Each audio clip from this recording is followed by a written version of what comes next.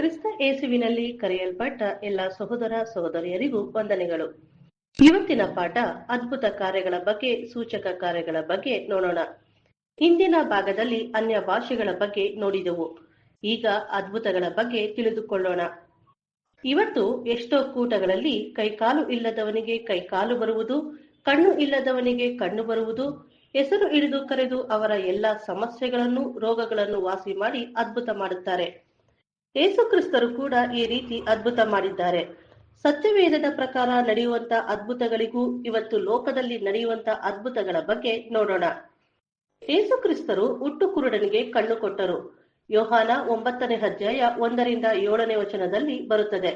ಹುಟ್ಟು ಕುರುಡ ಅಂದರೆ ಹುಟ್ಟಿದಾಗಿನಿಂದ ಕಣ್ಣು ಗುಡ್ಡೆನೇ ಇಲ್ಲದವನಿಗೆ ಯೇಸು ಕ್ರಿಸ್ತರು ನೆಲದ ಮೇಲೆ ಉಗುಳಿ, ಆ ಉಗುಳಿನಿಂದ ಕೆಸರು ಮಾಡಿ, ಆ ಕೆಸರನ್ನು ಕುರುಡನ ಕಣ್ಣುಗಳಿಗೆ ಹಚ್ಚಿ, ನೀನು ಹೋಗಿ ಸಿಲೋವ ಕೊಳದಲ್ಲಿ ತೊಳೆದುಕೋ ಅನ್ನುತ್ತಾರೆ. ಕಣ್ಣು ತೊಳೆಯುತ್ತಿರುವಾಗಲೇ ಎಲ್ಲರ ಕಣ್ಣು ಮುಂದೆನೆ ಅವನಿಗೆ ಕಣ್ಣು ಗುಡ್ಡೆ ಬಂತು, ಸ್ಪಷ್ಟವಾಗಿ ಕಾಣಿಸಿತು. ಇನ್ನೊಂದು ಸಾರಿ ಯೇಸು ಕ್ರಿಸ್ತರು ಬತ್ತಿದ ಕೈ ಅವನಿಗೆ ಕೈ ಬರಿಸಿದರು. ಕೈ ಬತ್ತಿದವನು ಅಂದರೆ ಅರ್ಧ ಕೈ ಇದ್ದವನು, ಅಂದ್ರೆ ಸಣ್ಣ ಕೈ ಇದ್ದವನಿಗೆ ಸಂಪೂರ್ಣವಾಗಿ ಕೈ ಬಂತು. ಇನ್ನೊಂದು ಅದ್ಭುತ ನೋಡೋಣ. ಲೂಕ 13ನೇ ಅಧ್ಯಾಯ 11-13 ವಚನ. 18 ವರ್ಷಗಳಿಂದ ದುರಾತ್ಮನಿಂದ ಬಾಧಿತಳಾಗಿ ಬೆನ್ನು ಬೊಗ್ಗಿ ಹೋಗಿತ್ತು, ಅಂದ್ರೆ ಗೂಣಿಯಾಗಿದ್ದಳು. ಸ್ವಲ್ಪವಾದರೂ ಬೆನ್ನನ್ನು ಮೇಲಕ್ಕೆ ಎತ್ತಲಾರದೆ ಇದ್ದ ಒಬ್ಬ ಹೆಂಗಸಿಗೆ ಯೇಸು ಕ್ರಿಸ್ತರು ಆಕೆಯನ್ನು ನೋಡಿ ಹತ್ತಿರಕ್ಕೆ ಕರೆದು, ಆಕೆಗೆ ನಿನ್ನ ರೋಗವು ಬಿಡುಗಡೆ ಆಯಿತು ಎಂದು ಹೇಳಿ ಆಕೆಯ ಮೇಲೆ ತನ್ನ ಕೈಗಳನ್ನು ಇಟ್ಟ ಕೂಡಲೇ ಆಕೆ ನೆಟ್ಟಗಾದಳು. ಇದು ಯೇಸು ಕ್ರಿಸ್ತರು ಮಾಡಿರುವಂತ ಅದ್ಭುತ. ಮತ್ತೊಂದು ಸಾರಿ ಲೂಕ 17ನೇ ಅಧ್ಯಾಯ 12-14 ವಚನ.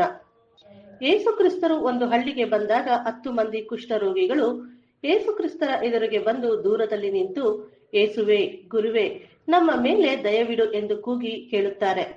ಆಗ ಯೇಸು ಕ್ರಿಸ್ತರು ಅವರನ್ನು ನೋಡಿ ಅವರಿಗೆ, ನೀವು ಹೋಗಿ ಯಾಜಕರಿಗೆ ನಿಮ್ಮ ಮೈ ತೋರಿಸಿಕೊಳ್ಳಿರಿ ಎಂದು ಹೇಳಿದರು. ಅವರು ಹೋಗುತ್ತಿರುವಾಗಲೇ ಶುದ್ಧರಾದರು. ಅವರ ಕುಷ್ಠರೋಗ ವಾಸಿ ಆಯಿತು. ಯೇಸು ಕ್ರಿಸ್ತರನ್ನು ಹಿಡಿಯುವುದಕ್ಕೆ ಸೈನಿಕರು ಬಂದಿರುತ್ತಾರೆ.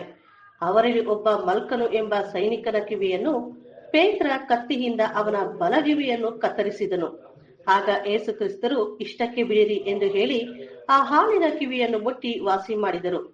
ಇದೆಲ್ಲ ಎಲ್ಲರ ಮುಂದೆ ತಕ್ಷಣ ಆ ಸ್ಥಳದಲ್ಲೇ ವಾಸಿ ಮಾಡಿದರು.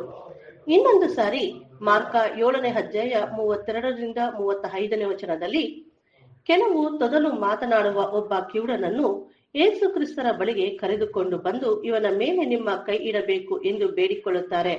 ಆಗ ಯೇಸು ಕ್ರಿಸ್ತರು ಅವನ ಮೇಲೆ ಕೈ ಇಟ್ಟರು. ಅವನ ಕಿವಿಗಳು ತೆರೆದವು, ಅವನ ನಾಲಿಗೆಯು ಸಡಿಲವಾಯಿತು, ಅವನು ಸ್ಪಷ್ಟವಾಗಿ ಮಾತನಾಡಿದನು. ಯೇಸು ಕ್ರಿಸ್ತರು ಕಣ್ಣಿಲ್ಲದವನಿಗೆ ಕಣ್ಣು, ಬಾಯಿ ಇಲ್ಲದವನಿಗೆ ಬಾಯಿ, ಕೈ ಇಲ್ಲದವನಿಗೆ ಕೈ, ಎಷ್ಟೋ ರೋಗಗಳನ್ನು ಕ್ಷಣ ಮಾತ್ರದಲ್ಲಿ ವಾಸಿ ಮಾಡಿದ್ದಾರೆ. ಇವತ್ತು ದೊಡ್ಡ ಕೂಟಗಳಲ್ಲಿ ಲಕ್ಷಾಂತರ ಜನರು ಬರುತ್ತಾರೆ. ಬಂದಿದಂತ ಎಲ್ಲಾ ಜನರಿಗೂ ಅದ್ಭುತವಾಗುತ್ತಾ ಅಂದ್ರೆ ಇಲ್ಲ. ಯಾಕೆ ಹಾಗಿಲ್ಲ ಅಂದ್ರೆ ನಂಬಿಕೆ ಇಲ್ಲ ನಿಮಗೆ, ಅದಕ್ಕೆ ಅದ್ಭುತ ಆಗಿಲ್ಲ ಎಂದು ಹೇಳುತ್ತಾರೆ. ಜನರು ಎಷ್ಟೋ ದೂರದ ಊರಿನಿಂದ ಬರುತ್ತಾರೆ ಅಂದ್ರೆ ನಂಬಿಕೆ ಇಲ್ಲದೆ ಬರುತ್ತಾರಾ? ಅವರಿಗೆ ನಂಬಿಕೆ ಇಲ್ಲ ಎಂದು ಗೊತ್ತಾದ ಮೇಲೆ ನೀವು ನಂಬಿಕೆಯನ್ನು ಬಲಪಡಿಸಿಕೊಳ್ಳಿ ಎಂದು ಹೇಳಬಹುದಿತ್ತಲ್ವಾ? ಯಾಕೆ ಆ ರೀತಿ ಹೇಳಿಲ್ಲ? ಅವರನ್ನು ಬಲಪಡಿಸಿ ಅದ್ಭುತ ಮಾಡಬಹುದಿತ್ತಲ್ವಾ? ಯಾಕೆ ಇದನ್ನು ಮಾಡಲಿಲ್ಲ? ಯೇಸು ಕ್ರಿಸ್ತರು ಬರೀ ನಂಬಿಕೆ ಇದ್ದವರಿಗೆ ಮಾತ್ರ ಅದ್ಭುತ ಮಾಡಿದ್ರ? ನಂಬಿಕೆ ಇಲ್ಲದಿದ್ದರೂ ಕೂಡ ಅದ್ಭುತ ಮಾಡಿದ್ದಾರೆ. ಮಾರ್ಕ್ 9ನೇ ಅಧ್ಯಾಯ 21-27 ವಚನ. ದೆವ್ವ ಹಿಡಿದವನ ತಂದೆ ಯೇಸು ಕ್ರಿಸ್ತರ ಬಳಿಗೆ ಬಂದು, ನಿಮ್ಮ ಕೈಯಲ್ಲಿ ಏನಾದರೂ ಆಗುವ ಹಾಗಿದ್ದರೆ ನಮ್ಮ ಮೇಲೆ ಕರುಣೆ ಇಟ್ಟು ನಮಗೆ ಸಹಾಯ ಮಾಡು ಅಂದನು. ಯೇಸು ಅವನಿಗೆ, ನಿನ್ನ ಕೈಯಲ್ಲಿ ಆಗುವ ಆಗಿದ್ದರೆ ಅನ್ನುತ್ತೀಯೋ? ನಂಬುವವನಿಗೆ ಎಲ್ಲಾ ಆಗುವುದು ಎಂದು ಹೇಳಿದರು. ಕೂಡಲೇ ಆ ಹುಡುಗನ ತಂದೆಯು, ನಂಬುತ್ತೇನೆ, ನನಗೆ ನಂಬಿಕೆ ಕಡಿಮೆಯಾಗಿದ್ದರೂ ಸಹಾಯ ಮಾಡು ಎಂದು ಕೂಗಿ ಹೇಳಿದನು. ಆಗ ಯೇಸು ಕ್ರಿಸ್ತರು ದೆವ್ವವನ್ನು ಗದರಿಸಿ, ಎಲೆ ಕಿವುಡಾದ ಮೂಗ ದೆವ್ವವೇ, ಇವನನ್ನು ಬಿಟ್ಟು ಹೋಗು ಎಂದು ಅಪ್ಪಣೆ ಕೊಟ್ಟರು. ಇದು ಯೇಸು ಕ್ರಿಸ್ತರು ಮಾಡಿರುವಂತ ಅದ್ಭುತ. ಇವತ್ತು ಎಲ್ಲರಿಗೂ ಈ ರೀತಿ ಅದ್ಭುತಗಳು ಆಗುವುದಿಲ್ಲ. ಯೇಸು ಕ್ರಿಸ್ತರು ನಂಬಿಕೆ ಇಲ್ಲದವರಿಗೂ ಅದ್ಭುತ ಮಾಡಿದ್ದಾರೆ. ಜನರು ಬರುವಾಗ ನಂಬಿಕೆಯಿಂದಲೇ ತಾನೇ ಬರುತ್ತಾರೆ. ಹಾಗಾದರೆ ಎಲ್ಲರಿಗೂ ಅದ್ಭುತ ಮಾಡಬಹುದಿತ್ತಲ್ವಾ? ಯೇಸು ಕ್ರಿಸ್ತರು ಸ್ವಲ್ಪ ಜನರಿಗೆ ಮಾತ್ರ ಅದ್ಭುತ ಮಾಡಿದ್ರ ಅಂದ್ರೆ ಇಲ್ಲ, ಇಡೀ ಊರಿಗೆ ಅದ್ಭುತ ಮಾಡಿದ್ದಾರೆ. ನಂಬಿದವರಿಗೂ ನಂಬದೆ ಇರುವವರಿಗೂ ಎಲ್ಲರಿಗೂ ಅದ್ಭುತ ಮಾಡಿದ್ದಾರೆ. ಮತ್ತಾಯ 4ನೇ ಅಧ್ಯಾಯ 24-25 ವಚನ. ಯೇಸು ಕ್ರಿಸ್ತರು ಸಭಾ ಮಂದಿರಗಳಲ್ಲಿ ಉಪದೇಶ ಮಾಡುತ್ತಾ ದೇವರ ರಾಜ್ಯದ ಸುವಾರ್ತೆಯನ್ನು ಸಾರಿ ಹೇಳುತ್ತಾ ಜನರ ಎಲ್ಲಾ ತರದ ರೋಗಗಳನ್ನು ಎಲ್ಲಾ ತರದ ಬೇನೆಗಳನ್ನು ವಾಸಿ ಮಾಡುತ್ತಾ ಬಂದರು. ಸಂಜೆಯಾಗಿ ಹೊತ್ತು ಮುಳುಗಿದ ಮೇಲೆ ಜನರು ಮೈಯಲ್ಲಿ ನೆಟ್ಟಗಿಲ್ಲದವರನ್ನು ದೆವ್ವ ಹಿಡಿದವರನ್ನು ಆತನ ಬಳಿಗೆ ಕರೆತಂದರು. ಊರೆಲ್ಲ ಬಾಗಿಲಿನ ಮುಂದೆ ಒಟ್ಟುಗೂಡಿತು. ಆಗ ಆತನು ತರತರವಾದ ರೋಗಗಳಿದ್ದ ಮೈಯಲ್ಲಿ ನೆಟ್ಟಗಿಲ್ಲದ ಬಹು ಜನರನ್ನು ವಾಸಿ ಮಾಡಿ ಅನೇಕ ದೆವ್ವಗಳನ್ನು ಬಿಡಿಸಿದನು. ಊರೆಲ್ಲ ಜನರು ಬಾಗಿಲ ಮುಂದೆ ನಿಂತಿದ್ದರು. ಕೆಲವು ಸಾರಿ ಒಳಗೆ ಬರುವುದಕ್ಕೂ ಜಾಗ ಇಲ್ಲ ಅಂದಾಗ ಮನೆ ಬಾಗಿಲಿನ ಅಂಚು ತೆಗೆದು ಪಾರ್ಶ್ವವಾಯು ರೋಗಿಯನ್ನು ಒಳಗೆ ಇರಿಸಿದರು. ಅವನನ್ನೂ ವಾಸಿ ಮಾಡಿದರು. ಈಗ ದೊಡ್ಡ ದೊಡ್ಡ ಕೂಟಗಳನ್ನು ಮಾಡಿದರೆ ಸಾವಿರಾರು ಜನರು ಬರುತ್ತಾರೆ. ಆದರೆ ಉಪವಾಸ ಕೂಟ ಮಾಡುತ್ತಾರೆ, ಯಾಕಂದ್ರೆ ಅಷ್ಟೊಂದು ಜನಕ್ಕೆ ಊಟ ಕೊಡ್ಬೇಕಲ್ಲ ಎಂದು. ಆದರೆ ಯೇಸು ಕ್ರಿಸ್ತರು ಆ ರೀತಿಯಾಗಿ ಮಾಡಿಲ್ಲ. ಸಾವಿರಾರು ಜನರು ಒಬ್ಬರನ್ನೊಬ್ಬರು ತುಳಿಯುವಷ್ಟು ಜನ ಕೂಡಿ ಬರುತ್ತಿದ್ದರು. 4,000 ಜನ 5,000 ಜನಕ್ಕೆ ಕೂಟದ ಅಂತ್ಯದಲ್ಲಿ ಬಂದಿರುವಂತ ಪ್ರತಿಯೊಬ್ಬರಿಗೂ ರೊಟ್ಟಿ ಮೀನು ಕೊಟ್ಟರು. ಯೇಸು ಕ್ರಿಸ್ತರು ಊಟ ಕೊಟ್ಟು ಪ್ರಾರ್ಥನೆ ಮಾಡಿದರು. ಈಗ ದೊಡ್ಡ ದೊಡ್ಡ ಕೂಟಗಳಲ್ಲಿ ಉಪವಾಸ ಪ್ರಾರ್ಥನೆ ಮಾಡುತ್ತಾರೆ. ಯೇಸು ಕ್ರಿಸ್ತರು ಯೋಹಾನ 14ನೇ ಅಧ್ಯಾಯ 12ನೇ ವಚನದಲ್ಲಿ ಹೇಳುತ್ತಾರೆ, ನನ್ನನ್ನು ನಂಬುವವನು ನಾನು ನಡೆಸುವ ಕ್ರಿಯೆಗಳನ್ನು ತಾನೂ ನಡೆಸುವನು ಮತ್ತು ಅವುಗಳಿಗಿಂತ ಮಹತ್ತಾದ ಕ್ರಿಯೆಗಳನ್ನು ನಡೆಸುವನು ಎಂದು ಹೇಳುತ್ತಾರೆ. ಯೇಸು ಕ್ರಿಸ್ತರಿಗಿಂತ ದೊಡ್ಡ ಕೆಲಸ ಮಾಡೋದಕ್ಕೆ ಆಗುತ್ತಾ ಅಂದರೆ ನಮಗೆ ಇಲ್ಲ ಅನಿಸುತ್ತದೆ. ವಾಕ್ಯ ಮಾಡುತ್ತೀರಾ ಎಂದು ಹೇಳುತ್ತದಲ್ಲ, ಅದು ಹೇಗೆ? ಅದು ಯಾವುದೇನೆಂದು ತಿಳಿದುಕೊಳ್ಳೋಣ. ಸಾಮಾನ್ಯವಾಗಿ ಜನ ಏನ್ ತಿಳಿದುಕೊಳ್ಳುತ್ತಾರೆ ಅಂದ್ರೆ, ಕಣ್ಣು ಇಲ್ಲದವನಿಗೆ ಕಣ್ಣು ಕೊಡುವುದು, ಕಿವಿ ಇಲ್ಲದವನಿಗೆ ಕಿವಿ ಕೊಡುವುದು, ಇದನ್ನೇ ದೊಡ್ಡ ಅದ್ಭುತ ಮಾಡುವುದು ಎಂದು ತಿಳಿದುಕೊಳ್ಳುತ್ತಾರೆ. ಯೇಸು ಕ್ರಿಸ್ತರು ಮಾಡಿರುವಂತ ಅದ್ಭುತಗಳಲ್ಲಿ ಯಾವುದು ತುಂಬಾ ದೊಡ್ಡದು ಎಂದರೆ, ಸತ್ತವರನ್ನು ಮತ್ತೆ ಜೀವಂತವಾಗಿ ತಂದಿರುವುದೇ ದೊಡ್ಡ ಅದ್ಭುತ. ಇದಕ್ಕಿಂತ ದೊಡ್ಡ ಅದ್ಭುತ ನಮ್ಮ ಕೈಯಲ್ಲಿ ಮಾಡುವುದಕ್ಕೆ ಆಗುತ್ತಾ ಅಂದ್ರೆ ಯಾರ ಕೈಯಲ್ಲೂ ಸಾಧ್ಯ ಇಲ್ಲ. ಆದ್ರೆ ಯೇಸು ಕ್ರಿಸ್ತರು ಹೇಳುತ್ತಾರೆ ಮಾಡುತ್ತೀರಾ ಅಂತ. ಯೇಸು ಕ್ರಿಸ್ತರು ಇದೆಲ್ಲ ಮಾಡಿದರು, ಆದ್ರೆ ಒಂದು ಕೆಲಸ ಮಾತ್ರ ಮಾಡಿಲ್ಲ. ಅದು ಯಾವ್ದಂದ್ರೆ, ಕಣ್ಣು ಇದ್ದು ನೋಡದೆ ಇರುವವನಿಗೆ ಕಣ್ಣು ತೆರೆದಿದ್ದಾರಾ ಅಂದ್ರೆ ಇಲ್ಲ. ಕಿವಿ ಇದ್ದು ಕೇಳದವನಿಗೆ ಕಿವಿ ತೆರೆದಿದ್ದಾರಾ ಅಂದ್ರೆ ಇಲ್ಲ. ಯೇಸು ಕ್ರಿಸ್ತರು ಹೇಳುತ್ತಾರೆ, ಕಿವಿ ಇದ್ದವನು ಕೇಳಲಿ, ಕಣ್ಣು ಇದ್ದವನು ನೋಡಲಿ ಎಂದಿದ್ದಾರೆ ಹೊರತು ಯಾರಿಗಾದರೂ ಆತ್ಮಿಕ ಕಣ್ಣು ಕಿವಿ ತೆರೆದಿದ್ದಾರಾ ಅಂದ್ರೆ ಯಾರಿಗೂ ತೆಗೆಯೋಕೆ ಹೋಗಿಲ್ಲ. ಕಣ್ಣು ಕಿವಿ ತೆರೆಯುವುದಕ್ಕೆ ಪ್ರಾರಂಭ ಮಾಡಿದ್ದೆ ಪಂಚಶತಮ ಹಬ್ಬದ ದಿನದಲ್ಲಿ ಪವಿತ್ರಾತ್ಮ ಕೊಟ್ಟಾಗ ಸಭೆ ಮಕ್ಕಳಿಗೆ ಕಣ್ಣು ಕಿವಿ ತೆರೆಯುವುದಕ್ಕೆ ಪ್ರಾರಂಭವಾಯಿತು. ಈ ಅದ್ಭುತ ಕೆಲಸ ಮಾಡುವುದಕ್ಕೆ ದೇವರು ಸಭೆಗೆ ಪವಿತ್ರಾತ್ಮ ಹೊರ ಕೊಟ್ಟಿದ್ದು. ಪೇತ್ರ ಎದರಿ ಯೇಸು ಕ್ರಿಸ್ತರೇ ನನಗೆ ಗೊತ್ತಿಲ್ಲ ಎಂದು ಶಾಪ ಹಾಕಿದ. ಅದೇ ವ್ಯಕ್ತಿ ಪಂಚಶತಮ ಹಬ್ಬದ ದಿನ ಇಸ್ರಾಯೇಲ್ ಜನರ ಮುಂದೆ ನಿಂತುಕೊಂಡು ಮಹಿಮೆಯುಳ್ಳ ಕರ್ತನನ್ನು ನೀವು ಸಾಯಿಸಿದ್ದೀರಾ ಎಂದು ಧೈರ್ಯವಾಗಿ ಮಾತನಾಡುತ್ತಾರೆ. ಯೇಸು ಕ್ರಿಸ್ತರನ್ನು ನಿರಾಕರಿಸಿದ ಪೇತ್ರ ಬೋಧನೆ ಮಾಡಿ 3,000 ಜನರನ್ನು ಯೇಸು ಕ್ರಿಸ್ತರ ಶಿಷ್ಯಂದಿರಾಗಿ ಮಾಡಿದರು. ಪವಿತ್ರಾತ್ಮನ ಕೃಪೆಯಿಂದ ಜನರನ್ನು ದೇವರ ಕಡೆಗೆ ತಿರುಗಿಸಿದರು. ಇದೇ ಎಲ್ಲದಕ್ಕಿಂತ ದೊಡ್ಡ ಅದ್ಭುತ. ಕಣ್ಣು ಇದು ನೋಡದವನಿಗೆ ಕಣ್ಣು ತೆರೆಯುವುದು. ಇವತ್ತು ಎಷ್ಟೋ ಜನ ಕ್ರೈಸ್ತರಿಗೆ ಮನೋಕಣ್ಣುಗಳು ತೆರೆದಿಲ್ಲ. ಎಫೆಸದವರಿಗೆ 1ನೇ ಅಧ್ಯಾಯ 18-19 ವಚನ. ಆತನು ನಿಮ್ಮ ಮನೋನೇತ್ರಗಳನ್ನು ಬೆಳಗಿಸಿದರೂ ದೇವರ ಚಿತ್ತವನ್ನು ಯೋಜನೆಯನ್ನು ತಿಳಿದುಕೊಂಡು ಅದರ ಪ್ರಕಾರ ನಡೆಯುವಂತೆ ದೇವರು ಅನುಗ್ರಹಿಸುತ್ತಾರೆ. ಎಷ್ಟೋ ಜನ ಕ್ರೈಸ್ತರು ಇದ್ದಾರೆ, ಎಲ್ಲರಿಗೂ ಮನೋಕಣ್ಣುಗಳು ತೆರೆದಿಲ್ಲ. ಕೆಲವರಿಗೆ ಮಾತ್ರ ದೇವರು ಮನೋಕಣ್ಣುಗಳನ್ನು ತೆರೆದಿದ್ದಾರೆ. ಇದೇ ದೊಡ್ಡ ಅದ್ಭುತ. ನಾವೆಲ್ಲ ಲೋಕದಲ್ಲಿ ಜೀವಂತವಾಗಿದ್ದರೂ ಸತ್ತವರಾಗಿ ಇದ್ವಿ, ಅಂದ್ರೆ ಕ್ರಿಸ್ತರಲ್ಲಿ ಜೀವಂತವಾಗಿ ಇರಲಿಲ್ಲ. ಈಗ ನಮಗೆ ವಾಕ್ಯದ ಮುಖಾಂತರ ಬಲಪಡಿಸಿ ಜೀವಂತವಾಗಿ ಇರುವುದಕ್ಕೆ ಧೈರ್ಯ ಕೊಟ್ಟಿದ್ದಾರೆ. ನಮಗೆ ನೀತಿ ವಸ್ತ್ರ ಇರಲಿಲ್ಲ, ನೀತಿ ವಸ್ತ್ರ ಕೊಟ್ಟಿದ್ದಾರೆ. ಯೇಸು ಕ್ರಿಸ್ತರು ಅಪೊಸ್ತಲ ಪೌಲರಿಗೆ ಕತ್ತಲೆಯಲ್ಲಿ ಇದ್ದವರನ್ನು ಬೆಳಕಿಗೆ ತರುವುದಕ್ಕೆ ಅಧಿಕಾರ ಕೊಡುತ್ತಾರೆ. ಅಪೊಸ್ತಲ ಕೃತ್ಯಗಳು 26ನೇ ಅಧ್ಯಾಯ 18ನೇ ವಚನ. ಕತ್ತಲೆಯಿಂದ ಬೆಳಕಿಗೂ ಸೈತಾನನ ಅಧಿಕಾರದಿಂದ ದೇವರ ಕಡೆಗೂ ತಿರುಗಿಕೊಂಡು ನನ್ನಲ್ಲಿ ನಂಬಿಕೆ ಇಡುವುದರಿಂದ ಪಾಪ ಪರಿಹಾರವನ್ನು ಪವಿತ್ರಾತ್ಮರಾದವರಲ್ಲಿ ಹಕ್ಕನ್ನು ಹೊಂದುವಂತೆ ಅವರ ಕಣ್ಣುಗಳನ್ನು ತೆರೆಯಬೇಕೆಂದು ಅವರ ಬಳಿಗೆ ನಿನ್ನನ್ನು ಕಳಿಸುತ್ತೇನೆ. ಕತ್ತಲೆಯಿಂದ ಬೆಳಕಿಗೆ ಬರಬೇಕು ಅಂದರೆ ಸೈತಾನ್ ರಾಜ್ಯದಿಂದ ದೇವರ ರಾಜ್ಯಕ್ಕೆ ಬರಬೇಕು. ಯೇಸು ಕ್ರಿಸ್ತರು 12 ಜನ ಅಪೊಸ್ತಲರಿಗೆ ಮಾತ್ರ ಮಾಡಿದರು. ಎಲ್ಲರಿಗಿಂತ ಹೆಚ್ಚಾಗಿ ಅದ್ಭುತ ಮಾಡಿದ್ದು ಯೇಸು ಕ್ರಿಸ್ತರು. ಆದ್ರೆ ತನಗಾಗಿ ಯಾವ ಅದ್ಭುತವನ್ನು ಮಾಡಿಕೊಳ್ಳಲಿಲ್ಲ. ಅಪೊಸ್ತಲ ಪೌಲರಿಗೆ ಎಷ್ಟು ಶಕ್ತಿ ಇತ್ತು ಅಂದರೆ, ಅಪೊಸ್ತಲ ಕೃತ್ಯಗಳು 19ನೇ ಅಧ್ಯಾಯ 11-12ನೇ ವಚನ. ದೇವರು ಪೌಲನ ಕೈಯಿಂದ ವಿಶೇಷವಾದ ಮಹತ್ ಕಾರ್ಯಗಳನ್ನು ನಡೆಸುತ್ತಾ ಇದ್ದದ್ದರಿಂದ ಜನರು ಅವನ ಮೈ ಮೇಲಿನಿಂದ ಕೈ ವಸ್ತ್ರಗಳನ್ನು ಉಡಿ ವಸ್ತ್ರಗಳನ್ನು ತಂದು ರೋಗಿಗಳ ಮೇಲೆ ಹಾಕಲು ಅವರವರ ರೋಗಗಳು ವಾಸಿಯಾದವು, ದೆವ್ವಗಳು ಬಿಟ್ಟು ಹೋದವು. ಆದರೆ ಅಪೊಸ್ತಲ ಪೌಲರ ದೇಹದಲ್ಲೇ ಶೂಲ ಇತ್ತು. ಪೌಲ ಶೂಲದ ವಿಷಯದಲ್ಲಿ 3 ಸಾರಿ ಬೇಡಿಕೊಂಡರು. ಆದರೆ ದೇವರು, ನನ್ನ ಕೃಪೆಯೇ ನಿನಗೆ ಸಾಕು, ಬಲಹೀನತೆಯಲ್ಲಿಯೇ ಬಲವು ಪೂರ್ಣ ಸಾಧಕವಾಗುತ್ತದೆ ಎಂದು ಉತ್ತರ ಕೊಟ್ಟರು. ಪೌಲರ ಜೀವಿತದಲ್ಲೇ ಈ ರೀತಿ ಇತ್ತು ಅಂದ್ರೆ ನಮ್ಮ ಜೀವಿತದಲ್ಲಿ ಹೇಗೆ ಇರಬೇಕು?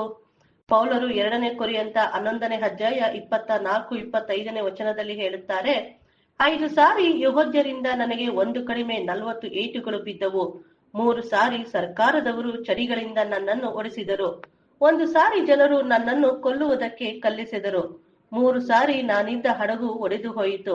1 ರಾತ್ರಿ 1 ಹಗಲು ಸಮುದ್ರದ ನೀರಿನಲ್ಲಿ ಕಳೆದನು ಎಂದು ಅವರ ಬಾಧೆಗಳ ಬಗ್ಗೆ ಹೇಳಿದ್ದಾರೆ ಹೊರತು ಅವರು ನಾನು ಅಪಾಯದಲ್ಲಿ ಇದ್ದಾಗ ದೇವರು ತಪ್ಪಿಸಿದರು ಎಂದು ಎಲ್ಲಾದರೂ ಹೇಳಿದ್ದಾರಾ ಅಂದರೆ ಎಲ್ಲೂ ಹೇಳಿಲ್ಲ. ಕ್ರಿಸ್ತನ ಬಾಧೆಗಳಲ್ಲಿ ಅನುಭವಿಸುವುದಕ್ಕೆ ನನಗೆ ಅನುಗ್ರಹ ಕೊಟ್ಟಿದ್ದಾರೆ. ನನ್ನ ಬಲಹೀನತೆ ವಿಚಾರದಲ್ಲಿ ಹೊಗಳಿಕೊಳ್ಳುತ್ತೇನೆ. ದೇವರು ಇದೆಲ್ಲ ಕೊಟ್ಟಿರುವುದು ಆಶೀರ್ವಾದ. ನಾವು ದೇವರ ಮಕ್ಕಳಾಗಿದ್ವಾ ಇಲ್ವಾ ಎಂದು ಇದು ಸೂಚನೆ. ದೇವರು ಆಶೀರ್ವಾದ ಕೊಡಲಿ, ಲೋಕದಲ್ಲಿ ಇರುವಂತ ಎಲ್ಲ ಐಶ್ವರ್ಯ ಕೊಡಲಿ, ಎಲ್ಲ ಕಷ್ಟಗಳನ್ನು ನೀಗಿಸಲಿ ಎಂದು ಅಪೊಸ್ತಲ ಪೌಲ ಪ್ರಾರ್ಥನೆ ಮಾಡಲಿಲ್ಲ. ಯೇಸು ಕ್ರಿಸ್ತರು ಹೇಳುತ್ತಾರೆ, ನೀವು ಮೊದಲು ದೇವರ ರಾಜ್ಯಕ್ಕಾಗಿಯೂ ನೀತಿಗಾಗಿಯೂ ತವಕ ಪಡಿರಿ, ಇವುಗಳ ಕೂಡ ಅವೆಲ್ಲವೂ ನಿಮಗೆ ದೊರಕುವವು. ಈ ನಂಬಿಕೆ ನಮಗೆ ಇರಬೇಕು. ಇದೆಲ್ಲ ಅಜ್ಞಾನಿಗಳು ಬೇಡುತ್ತಾರೆ. ನಮ್ಮ ಅಗತ್ಯಕ್ಕೆ ಏನು ಬೇಕು ಎಂದು ದೇವರಿಗೆ ಗೊತ್ತು. ಮನುಷ್ಯರು ಸಹಿಸಬಹುದಾದ ಶೋಧನೆಯ ಹೊರತು ಸಹಿಸಲಾರದ ಶೋಧನೆ ಕೊಡುವುದಿಲ್ಲ. ನಮಗೆ ನಂಬಿಕೆ ಇರಬೇಕು. ಇಬ್ರಿಯ 13ನೇ ಅಧ್ಯಾಯ 5ನೇ ವಚನದಲ್ಲಿ ಹೇಳುತ್ತಾರೆ, ನಮಗಿರುವುದರಲ್ಲಿ ತೃಪ್ತರಾಗಿರಿ, ನಾವು ನಿಮ್ಮನ್ನು ಎಂದಿಗೂ ಕೈ ಬಿಡುವುದಿಲ್ಲ, ಎಂದಿಗೂ ತೊರೆಯುವುದಿಲ್ಲವೆಂದು ದೇವರು ತಾನೇ ಹೇಳಿದ್ದಾನೆ. ದೇವರ ಮಕ್ಕಳಿಗೆ ದೇವರು ಯಾವತ್ತೂ ಕೈ ಬಿಡುವುದಿಲ್ಲ. ಸತ್ಯವೇದ ವಚನದ ಮೇಲೆ ನಂಬಿಕೆ ಇಡಬೇಕು. ಅದು ಬಿಟ್ಟು ಮನುಷ್ಯರ ಮಾತಿನ ಮೇಲೆ ನಂಬಿಕೆ ಇಡಬಾರದು. ಯೇಸು ಕ್ರಿಸ್ತರ ಜೀವಿತದಲ್ಲೂ ಕಷ್ಟ ಇತ್ತು. ಇಬ್ರಿಯ 2ನೇ ಅಧ್ಯಾಯ 10ನೇ ವಚನ. ಸಮಸ್ತವು ಯಾವನಿಗೋಸ್ಕರವೋ ಅವನಿಂದಲೂ ಉಂಟಾಯಿತೋ ಆತನು ಬಹು ಮಂದಿ ಪುತ್ರರನ್ನು ಪ್ರಭಾವಕ್ಕೆ ಸೇರಿಸುವರಲ್ಲಿ ಅವರ ರಕ್ಷಣಾ ಕರ್ತನನ್ನು ಬಾಧೆಗಳ ಮೂಲಕ ಸಿದ್ಧಿಗೆ ತರುವುದು ಆತನಿಗೆ ಯುಕ್ತವಾಗಿತ್ತು. ಯೇಸು ಕ್ರಿಸ್ತರಿಗೆ ಬಾಧೆಗಳು ಇತ್ತು ಅಂದ್ರೆ ನಮ್ಮ ಜೀವಿತದಲ್ಲೂ ಕಷ್ಟ, ಸಂಕಟ, ಬಾಧೆಗಳು ಇರುತ್ತದೆ. ನಾವು ಪರಲೋಕ ರಕ್ಷಣೆಗೆ ಹೋಗಬೇಕು ಅಂದರೆ ಬಾಧೆಗಳಿಂದಲೇ ನಾವು ಸಿದ್ಧಿಗೆ ಬರುವುದಕ್ಕೆ ಸಾಧ್ಯ. ಯೇಸು ಕ್ರಿಸ್ತರ ಶಿಷ್ಯರಾಗಬೇಕು ಎಂದರೆ ತನ್ನನ್ನು ತಾನೇ ನಿರಾಕರಿಸಿ ಶಿಲುಬೆಯನ್ನು ಹೊತ್ತುಕೊಂಡು ಹಿಂದೆ ಬರಬೇಕು. ಕ್ರಿಸ್ತರ ಹಿಂದೆ ಬಂದರೆ ಬಾಧೆಗಳು ಇದ್ದೇ ಇರುತ್ತದೆ. 1ನೇ ತಿಮೋತಿ 3ನೇ ಅಧ್ಯಾಯ 12ನೇ ವಚನ. ಕ್ರಿಸ್ತ ಯೇಸುವಿನಲ್ಲಿ ಸದ್ಭಕ್ತರಾಗಿ ಜೀವಿಸುವುದಕ್ಕೆ ಮನಸ್ಸು ಮಾಡುವವರೆಲ್ಲರಿಗೂ ಹಿಂಸೆಗೊಳಗಾಗುವರು. ತಾವು ತಾಳುವ ಶೋಧನೆಯ ಹೊರತು ಬೇರೆ ಯಾವುದು ನಿಮಗೆ ಸಂಭವಿಸುವುದಿಲ್ಲ. ತಪ್ಪಿಸಿಕೊಳ್ಳುವುದಕ್ಕೆ ಮಾರ್ಗವನ್ನು ಸಿದ್ಧ ಮಾಡುತ್ತಾರೆ. ಇದನ್ನೆಲ್ಲ ಬಿಟ್ಟು ಯಾರಾದರೂ ಪ್ರವಾದನೆ ಹೇಳುತ್ತಾರಾ ಎಂದು ಕೇಳುತ್ತಾರೆ. ಅನ್ಯ ಜನರಿಗೂ ಇವರಿಗೂ ವ್ಯತ್ಯಾಸನೇ ಇಲ್ಲ. ಸತ್ಯವೇದದಲ್ಲಿ ಪ್ರವಾದನೆ ಕೊಟ್ಟಿದ್ದಾರೆ. ಯೆರೆಮೀಯ 1ನೇ ಅಧ್ಯಾಯ, ಯೆಹೆಜ್ಕೇಲ 37ನೇ ಅಧ್ಯಾಯ, ಯೆಶಾಯ 18ನೇ ಅಧ್ಯಾಯ, ಪ್ರಕಟಣೆ 22ನೇ ಅಧ್ಯಾಯದಲ್ಲಿ ಕೊಟ್ಟಿದ್ದಾರೆ. ಇದನ್ನೆಲ್ಲ ಬಿಟ್ಟು ಅವರ ಬಗ್ಗೆ ಎಲ್ಲಾ ಕಡೆ ಹೋಗಿ ವಿಚಾರಿಸುತ್ತಾರೆ. ಪ್ರವಾದನೆ ಎಂದರೆ ಪ್ರಕಟಣೆ 19ನೇ ಅಧ್ಯಾಯ 10ನೇ ವಚನದಲ್ಲಿ ಹೇಳುತ್ತಾರೆ, ಯೇಸುವಿನ ವಿಷಯವಾದ ಸಾಕ್ಷಿಯು ಪ್ರವಾದನೆಯ ಆತ್ಮವೇ. ಯೇಸು ಕ್ರಿಸ್ತರ ಸಾಕ್ಷಿ ಕೊಡುವುದು ಎಂದರೆ ಯೇಸು ಕ್ರಿಸ್ತರ ಬಗ್ಗೆ, ಅವರ ಯೋಜನೆಯ ಬಗ್ಗೆ ಹೇಳುವುದೇ ಪ್ರವಾದನೆ. ದೇವರ ರಾಜ್ಯ ಅತಿ ಶೀಘ್ರದಲ್ಲಿ ಸ್ಥಾಪನೆ ಆಗುತ್ತದೆ ಎಂದು ಹೇಳುವುದು. ದೇವರ ರಾಜ್ಯ ಸ್ಥಾಪನೆ ಆಗುವುದು ನಮ್ಮ ಕಣ್ಣು ಮುಂದೆನೆ ನೆರವೇರುತ್ತದೆ. ಎಲ್ಲಾ ಕಡೆ ಯುದ್ಧಗಳಾಗುತ್ತಿದೆ. ಎಲ್ಲಾ ಸಿದ್ಧತೆ ಆಗುವುದನ್ನು ನಾವು ನೋಡಬಹುದು. ದೇವರ ಮಕ್ಕಳು ಇದನ್ನು ಗ್ರಹಿಸಿಕೊಂಡು ದೇವರ ರಾಜ್ಯ ನೋಡುವವರಾಗಿರಬೇಕು. ಅದು ಬಿಟ್ಟು ನನಗೆ ಬೇರೆಯಾಗಿ ಪ್ರವಾದನೆ ಹೇಳಬೇಕು ಅಂದರೆ ಏನು ಅರ್ಥ? ಸತ್ಯವೇದದಲ್ಲಿ ಎಷ್ಟೋ ದರ್ಶನ, ಕನಸು ಇದೆ. ಇದನ್ನು ನಾವು ಹುಡುಕಬೇಕು. ದೇವರ ಮಕ್ಕಳಲ್ಲಿ ಪವಿತ್ರಾತ್ಮ ಬಂದಾಗ ಆಗುವಂತ ವಿಚಾರಗಳು ಏನು ಅಂದರೆ ನಾವೆಲ್ಲ ಅಂದುಕೊಂಡ ಹಾಗೆ ಅದ್ಭುತಗಳು ಆಗುವಂತದ್ದಲ್ಲ. ನಮ್ಮಲ್ಲಿ ಒಳ್ಳೆ ಗುಣ ಬೆಳೆಯುತ್ತದೆ. ಈಗ ಸೈತಾನ್ ದೇವರ ಮಕ್ಕಳನ್ನು ಮಂಕು ಮಾಡಿ ನಿಜವಾದ ಸತ್ಯದಿಂದ ದೂರ ಸೆಳೆಯುವುದಕ್ಕೆ ಸುಳ್ಳು ಪ್ರವಾದನೆ ಹೇಳುವುದಕ್ಕೆ ಶುರು ಮಾಡಿದ್ದಾನೆ. ಈಗ ನಾವು ಸೈತಾನ್ನ ರಾಜ್ಯ ಉಳಿಯದ ಸಮಯದಲ್ಲಿ ಇದ್ದೀವಿ. ಅದಕ್ಕೆ ಸೈತಾನನನ್ನು ಓಡಿಸುತ್ತಾನೆ, ಅದ್ಭುತಗಳನ್ನು ಮಾಡುತ್ತಾನೆ. ಈ ರೀತಿಯಾದಂತಹ ಅದ್ಭುತಗಳು ದೇವರಿಂದ ನಡೆಯುವಂತದ್ದಲ್ಲ. ಅದಕ್ಕೆ ಯೇಸುಕ್ರಿಸ್ತರು ಹೇಳುವುದು, ಅಂತ್ಯಕಾಲದಲ್ಲಿ ಸುಳ್ಳು ಬೋಧಕರು, ಸುಳ್ಳು ಪ್ರವಾದಿಗಳು ಬಂದು ನನ್ನ ನಾಮದಲ್ಲಿ ವಂಚಿಸುವರು. 2 ಥೆಸಲೋನಿಕ 2ನೇ ಅಧ್ಯಾಯ 8ರಿಂದ 12ನೇ ವಚನ. ಅಧರ್ಮ ಸ್ವರೂಪನು ಕಾಣಬರುವನು, ಅವನನ್ನು ಯೇಸು ಕರ್ತನು ತನ್ನ ಬಾಯ ಉಸಿರಿಂದ ಕೊಲ್ಲುವನು, ತನ್ನ ಪ್ರತ್ಯಕ್ಷತೆಯ ಪ್ರಕಾಶದಿಂದ ಸಂಹರಿಸುವನು. ಆ ಅಧರ್ಮ ಸ್ವರೂಪನ ಪ್ರತ್ಯಕ್ಷತೆಯು ಸೈತಾನನ ಮಾಟಕ್ಕನುಗುಣವಾಗಿರುವುದು. ಅದು ಮೋಸಗೊಳಿಸುವ ಸಕಲ ವಿಧವಾದ ಮಹತ್ ಕಾರ್ಯ, ಸೂಚಕ ಕಾರ್ಯ, ಅದ್ಭುತ ಕಾರ್ಯ ಇವುಗಳಿಂದಲೂ ದುರ್ನೀತಿಯ ಎಲ್ಲಾ ವಂಚನೆಗಳಿಂದಲೂ ಕೂಡಿ ನಾಶನ ಮಾರ್ಗದಲ್ಲಿ ಇರುವರಿಗೋಸ್ಕರ ಸಂಭವಿಸುವುದು. ಅವರು ಸತ್ಯದ ಮೇಲೆ ಪ್ರೀತಿಯ ನೀಡದ ಕಾರಣದಿಂದ ರಕ್ಷಣೆಯನ್ನು ಹೊಂದದೆ ನಾಶವಾಗುತ್ತಾರೆ. ಅದೇ ಕಾರಣದಿಂದ ದೇವರು ಅಸತ್ಯ ನಡೆಸುವ ಭ್ರಮೆಯನ್ನು ಅವರಲ್ಲಿ ಕಳುಹಿಸಿ ಆ ಸುಳ್ಳನ್ನು ನಂಬುವುದಕ್ಕೆ ಅವರನ್ನು ಬಿಡುತ್ತಾನೆ. ಸತ್ಯವನ್ನು ನಂಬದೆ ಅನೀತಿಯಲ್ಲಿ ಆನಂದ ಪಡುವವರೆಲ್ಲರೂ ಈ ಪ್ರಕಾರ ನ್ಯಾಯ ತೀರ್ಪಿಗೊಳಗಾಗುವರು. ಇದು ನಾಶನದ ಮಾರ್ಗದಲ್ಲಿ ಇರುವವರಿಗೆ. ಎಷ್ಟೋ ಜನ ಹೆಸರಿಗೆ ಮಾತ್ರ ಕ್ರೈಸ್ತರಾಗಿರುವ ಕ್ರೈಸ್ತರು ಇದ್ದಾರಲ್ಲ, ಇವರಿಗೆ ಬರೀ ಅದ್ಭುತಗಳು ಬೇಕು, 10ರಲ್ಲಿ 1 ಪಾಲು ಕೊಟ್ಟರೆ ನಮಗೆ ಇನ್ನೂ ಹೆಚ್ಚಾಗಿ ಕೊಡುತ್ತಾರೆ ಅನ್ನುತ್ತಾರೆ. ಯಾಕೆ ಈ ರೀತಿ ಆಗುತ್ತದೆ ಅವರ ಜೀವಿತದಲ್ಲಿ ಅಂದರೆ, ಅವರಿಗೆ ಸತ್ಯದ ಮೇಲೆ ಆಸಕ್ತಿ ಇಲ್ಲ. ಆದ್ದರಿಂದ ರಕ್ಷಣೆ ಹೊಂದದೆ ನಾಶವಾಗುತ್ತಾರೆ. ರಕ್ಷಣೆ ಬರುವುದು ಸತ್ಯದ ಮುಖಾಂತರ. ಈ ಸತ್ಯನೇ ಬೇಡ, ಅದ್ಭುತಗಳು ಬೇಕು ಅಂದರೆ ರಕ್ಷಣೆ ಹೊಂದುವುದು ಹೇಗೆ ಸಾಧ್ಯ? ಇವರಿಗೆ ಸತ್ಯದ ಮೇಲೆ ಪ್ರೀತಿ ಇಲ್ಲ. ಈ ಕಾರಣದಿಂದ ದೇವರು ಅಸತ್ಯ ನಡೆಸುವ ಭ್ರಮೆ ಕಡೆಗೆ ಸುಳ್ಳನ್ನು ನಂಬುವುದಕ್ಕೆ ಬಿಡುತ್ತಾರೆ. ಇದನ್ನು ದೇವರು ಮಾಡುತ್ತಿಲ್ಲ, ಸೈತಾನ್ ಮಾಡುವಾಗ ಇದಕ್ಕೆ ದೇವರು ಅನುಮತಿ ಕೊಡುತ್ತಾರೆ. ಆದ್ದರಿಂದ ನಾವು ಎಚ್ಚರಿಕೆಯಿಂದ ಇರಬೇಕು. ನಾವು ದೇವರ ಮೇಲೆ, ವಾಕ್ಯದ ಮೇಲೆ ನಂಬಿಕೆ ಇಡಬೇಕು. ಇದನ್ನು ಬಿಟ್ಟು ಮನುಷ್ಯರ ಮೇಲೆ ನಂಬಿಕೆ ಇಡಬಾರದು. 2 ತಿಮೋಥಿ 3ನೇ ಅಧ್ಯಾಯ 16-17ನೇ ವಚನ. ದೈವ ಪ್ರೇರಿತವಾದ ಪ್ರತಿಯೊಂದು ಶಾಸ್ತ್ರವು ಉಪದೇಶಕ್ಕೂ, ಖಂಡನೆಗೂ, ತಿದ್ದುಪಾಟಿಗೂ, ನೀತಿ ಶಿಕ್ಷೆಗೂ ಉಪಯುಕ್ತವಾಗಿದೆ. ಆದ್ದರಿಂದ ದೇವರು ಮನುಷ್ಯರು ಪ್ರವೀಣನ ಸಕಲ ಸತ್ಕಾರ್ಯಕ್ಕೆ ಸನ್ನದ್ಧನಾಗುವನು. ನಾವು ರಕ್ಷಣೆ ಹೊಂದುವುದಕ್ಕೆ ದೇವರ ವಾಕ್ಯ ಸಂಪೂರ್ಣವಾಗಿ ಸಾಕು. ಇವತ್ತು ಸಭೆಗಳಲ್ಲಿ ಶ್ರೀಗಳು ಉಪದೇಶ ಮಾಡುವುದು, ಸಭೆ ನಡೆಸುವುದು ಮಾಡುತ್ತಾರೆ. ಇಂಥ ಸಭೆಗಳಲ್ಲಿ ಪವಿತ್ರಾತ್ಮ ಇರುತ್ತಾ? ಸ್ತ್ರೀಯರು ಉಪದೇಶ ಮಾಡುವಾಗಿಲ್ಲ ಎಂದು 1 ಕೊರಿಂಥ 11ನೇ ಅಧ್ಯಾಯದಲ್ಲಿ ತಿಳಿಸಿದ್ದಾರೆ. ಆದರೂ ಕೂಡ ಸ್ತ್ರೀಯರು ಉಪದೇಶ ಮಾಡುತ್ತಾರೆ. ಮತ್ತೆ ಮಾರ್ಕ 16ನೇ ಅಧ್ಯಾಯ 15-18ನೇ ವಚನದಲ್ಲಿ ಹೇಳುತ್ತಾರೆ, ನೀನು ಲೋಕದ ಎಲ್ಲಾ ಕಡೆ ಹೋಗಿ ಜಗತ್ತಿಗೆಲ್ಲ ಸುವಾರ್ತೆಯನ್ನು ಸಾರಿರಿ. ನಂಬಿ ದೀಕ್ಷಾಸ್ನಾನ ಮಾಡಿಸಿಕೊಳ್ಳುವವನು ರಕ್ಷಣೆ ಹೊಂದುವನು, ನಂಬದೆ ಹೋಗುವವನು ದಂಡನೆಗೆ ಗುರಿಯಾಗುವನು. ಇದಲ್ಲದೆ ನಂಬುವುದರಿಂದ ಈ ಸೂಚಕ ಕಾರ್ಯಗಳು ಉಂಟಾಗುವವು.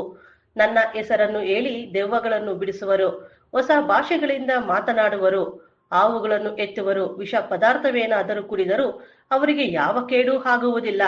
ಅವರು ರೋಗಿಗಳ ಮೇಲೆ ಕೈ ಇಟ್ಟರೆ ಅವರಿಗೆ ಗುಣವಾಗುವುದು ಎಂದು ಹೇಳುತ್ತಾರಲ್ಲ, ಅದು ಹೇಗೆ?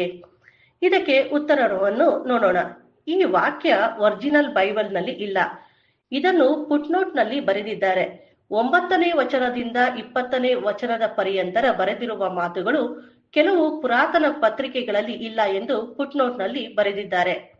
ಈ ವಚನವನ್ನು ಅದ್ಭುತ ಕಾರ್ಯಗಳ, ಸೂಚಕ ಕಾರ್ಯಗಳ ಬಗ್ಗೆ ಸಾಬೀತುಪಡಿಸುವುದಕ್ಕೋಸ್ಕರ, ತೋರಿಸುವುದಕ್ಕೋಸ್ಕರ ಹಾಕಿರುವ ವಚನ. ನಾವು ಕ್ರೈಸ್ತರು ಎಂದು ತೋರಿಸುವುದಕ್ಕೆ ನಾವು ವಿಷ ಕುಡಿಯಬೇಕಾ? ಹಾವಿನ ಹತ್ತಿರ ಕಚ್ಚಿಸಿಕೊಳ್ಳಬೇಕಾ? ಯೇಸು ಕ್ರಿಸ್ತರು ಹಾಗೆ ಮಾಡಬಾರದು ಎಂದು ಹೇಳಿದ್ದಾರೆ. ಸೈತಾನ್ ಯೇಸು ಕ್ರಿಸ್ತರಿಗೆ, ನೀನು ದೇವರ ಮಗನಾಗಿದ್ದರೆ ಮೇಲಿಂದ ಧುಮುಕು, ಕಲ್ಲನ್ನು ರೊಟ್ಟಿ ಮಾಡಿಕೊಂಡು ತಿನ್ನು ಎಂದು ಹೇಳಿದ. ಆಗ ಯೇಸು ಕ್ರಿಸ್ತರು, ನೀನು ದೇವರನ್ನು ಪರೀಕ್ಷೆ ಮಾಡಬಾರದು ಎಂದು ಹೇಳಿದರು. ನಮಗೂ ಅದೇ ಹೇಳೋದು. ನೀನು ಕ್ರೈಸ್ತರಾಗಿದ್ದರೆ ವಿಷ ಕುಡಿರಿ ಎಂದರೆ ನಾವು ದೇವರನ್ನು ಶೋಧಿಸಿದ ಹಾಗೆ. ಇದನ್ನು ಯೇಸು ಕ್ರಿಸ್ತರು ಯಾವತ್ತೂ ಬೆಂಬಲಿಸುವುದಕ್ಕೆ ಸಾಧ್ಯವಿಲ್ಲ. ದೇವರನ್ನ ಶೋಧಿಸುವುದಕ್ಕೆ ಹೋಗಬಾರದು. ಹಾಗೇನಾದ್ರೂ ಇವತ್ತು ಈ ಲೋಕದಲ್ಲಿ ಆ ರೀತಿ ಇತ್ತು ಅಂದ್ರೆ, ಈ ಲೋಕದಲ್ಲಿ ಎಷ್ಟೋ ಕ್ರಿಶ್ಚಿಯನ್ ಹಾಸ್ಪಿಟಲ್ ಇದೆ ಅಲ್ವಾ? ಇದನ್ನೆಲ್ಲ ಯಾಕೆ ಕಟ್ಟಿದ್ದಾರೆ? ತಲೆ ಮೇಲೆ ಕೈ ಇಟ್ಟು ಪ್ರಾರ್ಥನೆ ಮಾಡಿದರೆ ಸಾಕಲ್ವಾ? ಯಾಕೆ ಹಾಸ್ಪಿಟಲ್ ಕಟ್ಟಿದ್ದಾರೆ? ಸತ್ಯವೇದದಲ್ಲಿ ಯೇಸು ಕ್ರಿಸ್ತರ ಕಾಲದಲ್ಲಿ ವೈದ್ಯ ಲೂಕ ಇದ್ದರು.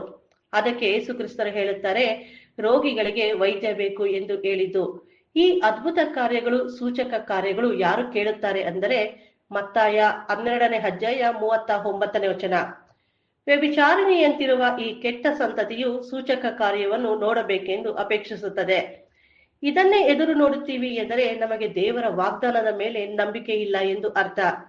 ನಾವು ರಕ್ಷಣೆ ಹೊಂದುವುದಕ್ಕೆ ಸತ್ಯವೇದದಲ್ಲಿ ಎಲ್ಲಾ ಜ್ಞಾನ ಕೊಟ್ಟಿದ್ದಾರೆ. ಇದನ್ನೆಲ್ಲ ಬಿಟ್ಟು ನಾವೇನಾದರೂ ಕೇಳುತ್ತೀವಿ ಎಂದರೆ ಏನು ಅರ್ಥ ಅಂದರೆ ಅವಿಶ್ವಾಸಿಗಳ ರೀತಿ ಇದ್ದೀವಿ ಎಂದು. ನಮಗೆ ದೇವರ ಮೇಲೆ ವಿಶ್ವಾಸ ಇರಬೇಕು. ದೇವರು ನಮಗೆ ಒಳ್ಳೆಯದು ಮಾಡುತ್ತಾರೆ. ಆದರೆ ಇದನ್ನು ತಪ್ಪಾದ ರೀತಿಯಲ್ಲಿ ಅರ್ಥ ಮಾಡಿಕೊಂಡು ತಪ್ಪಾದ ರೀತಿಯಲ್ಲಿ ಹೋದಾಗ ನಮಗೆ ಸಂದೇಹಗಳು ಬರುವುದು. ಅದಕ್ಕೆ ಯೇಸು ಕ್ರಿಸ್ತರು ಹೇಳುವುದು, ಸ್ವಾಮಿ ಸ್ವಾಮಿ ಎನ್ನುವರೆಲ್ಲರೂ ಪರಲೋಕ ರಾಜ್ಯಕ್ಕೆ ಹೋಗುವುದಿಲ್ಲ ಎಂದು ಹೇಳಿದ್ದು. ಅನೇಕ ಸುಳ್ಳು ಪ್ರವಾದಿಗಳು, ಸುಳ್ಳು ಕ್ರೈಸ್ತರುಗಳು ಬಂದು ನನ್ನ ಹೆಸರಿನಲ್ಲಿ ಸಾಧ್ಯವಾದರೆ ಆದುಕೊಂಡವರನ್ನು ಸಹ ಮೋಸ ಮಾಡುತ್ತಾರೆ ಎಂದು ಹೇಳುತ್ತಾರೆ. ಆದ್ದರಿಂದ ಸತ್ಯವೇದ ವಾಕ್ಯವನ್ನು ನಾವು ಪಾಲಿಸಬೇಕು ಹೊರತು ಮನುಷ್ಯರ ಮಾತಲ್ಲ. ಈ ರೀತಿಯಾದಂತ ಮತ್ತಷ್ಟು ಆಳವಾದ ಸತ್ಯವೇದ ಉಚಿತ ಅಧ್ಯಯನಕ್ಕಾಗಿ ಕ್ರೈಸ್ತರು ಈ ಚಾನೆಲ್ಗೆ ಸಬ್ಸ್ಕ್ರೈಬ್ ಮಾಡಿ ಮತ್ತು ಸಹೋದರ ರಾಜು ಅವರನ್ನು ಸಂಪರ್ಕಿಸಿ. ದೂರವಾಣಿ ಸಂಖ್ಯೆ 8867768876. ದೇವರು ಈ ವಾಕ್ಯವನ್ನು ಆಶೀರ್ವದಿಸಲಿ.